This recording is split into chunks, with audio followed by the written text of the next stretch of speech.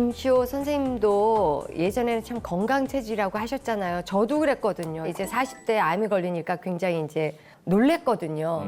그 면역력. 그 이야기를 생각할 겨를도 없었던 것이 제가 암이 걸리게 된 원인이 아닐까 저는 그렇게 생각하거든요. 평소 때 면역 관리 엄청 중요한 거죠, 선생님? 우리 오영실 씨뿐만 아니고 정말 우리나라의 주위에 너무 암 환자분이 늘어나고 있죠. 실제 국립암센터의 통계에 따르면 연간 암 환자가요 25만 명을 훌쩍 넘어섰다고 하는데요. 암 등록 통계를 시작한 그때로부터 지금 비교해보면 약 2.5배 이상이 증가한 수치라고 하네요. 네, 통계를 보면 우리나라 국민의 기대 수명인 83.5세까지 생존할 경우 암에 걸릴 확률이 37%에 이른다고 합니다. 우리나라 국민 3명 중에 1명은 암에 걸린다는 거죠. 근데 대한민국 의료기술이 굉장히 좀 세계적으로 이렇게 알고 있는데 암 환자가 이렇게 많다는 건 좀 놀라운 사실 같아요. 네, 암 발생률뿐만 아니라 대한민국 사망률 1위는 그래도 암이거든요. 근데 이제 암은 각자의 예방이 굉장히 중요하고 그 예방에 가장 중요한 것이 바로 면역을 잘 확보해서 균형을 잃지 않게 면역 균형을 가지고 있다는 것. 그게 제일 중요합니다. 와, 진짜 대체 왜 면역력이 떨어지면 암에 걸리는 거예요? 면역력이 떨어지면 우리 몸속 쓰레기라고 하는 활성산소를 처리해주는 항산화 능력이 떨어지기 때문입니다.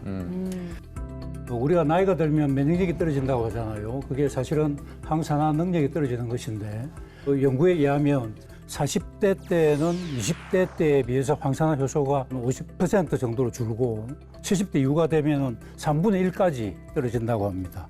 그래서 40대 이후에 암 환자가 급증하는 그 이유를 설명해 주는 연구라고 할 수 있겠습니다.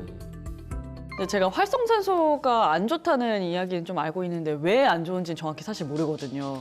네, 활성산소는 우리 몸 속에 호흡하면서 그리고 소화하면서 생기는 부산물인데 그 찌꺼기가 우리 몸을 공격하는 거죠.